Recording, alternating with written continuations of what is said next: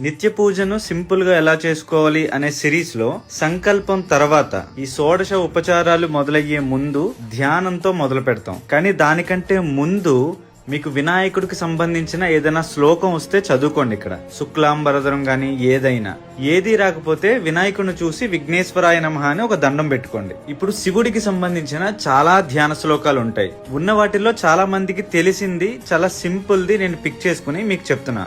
కర్పూర గౌరం అంటే కర్పూరంలా తెల్లటి వర్ణం గలవాడు ఎవరు? పరమేశ్వరుడు. కరుణావతారం అంటే ఆయన మూర్తీభవించిన కరుణ స్వరూపం, నిలువెల్లా కరుణతో ఉండే స్వరూపం ఆయన ఈశ్వరుడు. ఈశ్వర నువ్వే దిక్కు అంటే మన కోరిన కోర్కెలు తీర్చేంత కరుణా సముద్రుడు ఆయన, అందుకని కరుణావతారం.